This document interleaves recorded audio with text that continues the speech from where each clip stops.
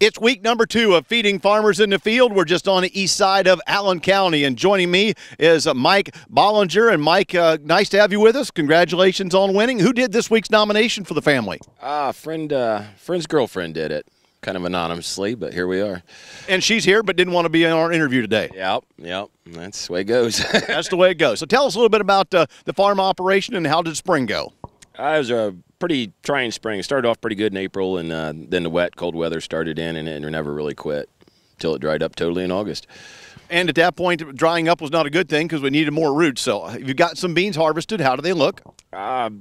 They're all over the board, but I think overall we're probably about 10-15% under average. Well, that's probably not too bad given the kind of year that we've had, but at the same time, you get to learn a lot of things about some of the varieties and things, and of course, Weed Challenge was a challenge all year. Yes, absolutely. It was a lot of late spraying, and with tall weeds, hard to get them under control. Any idea when you'll get the chance to get to corn? Because a lot of guys are really trying to dry it in the field if they can. Yeah, I'd be with them on that. Just leave her out there as long as we can right now. You think it'll be 2 or 3 weeks, or will it not even get started then? Yeah, I'd look at 2 weeks, and then we'll start hitting it hard. And behind us out here, you've got some cattle out in the field, and you said it's a good family operation. We like to have some cow-calf here. Yeah, it's just a small herd with me and my family take care of it, kind of more of a hobby than anything else. You also said, though, you like to stock hay in advance because you never know what kind of year you're going to have, so keeping more than a year's supply is a good idea. Yeah, we started that after the 2012 drought. It's just nice to have about 1.5 years, 2 years ahead of time.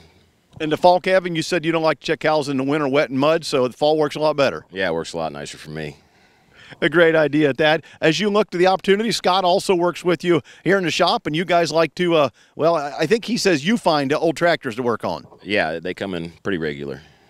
And you guys work a good bit in the shop together? Yeah, we're in here about all the time. If we're not in the fields, something's tore down in here. So that's a great experience, too. If you're not in the field, you've got the shop to work, not only with your own stuff, but tinker with some others. You said it's not uncommon to look out in the morning and someone will have dropped off a tractor. Yeah, a lot of guys do that. Every once in a while you find one out there.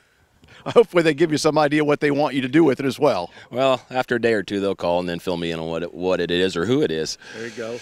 And Colt, your son, took a little time off to spend with us at lunch today, but he likes to show calves, but he shows dairy cattle. Yeah, we don't have dairy. I have a sister and brother-in-law that have a dairy, and he shows all dairy. Well, I guess as long as he's showing he's getting a great experience, and your cattle will be a little bit of an unusual age with the fall calving to be able to do that as well. Yes, that wouldn't work out very well, but it works good for us.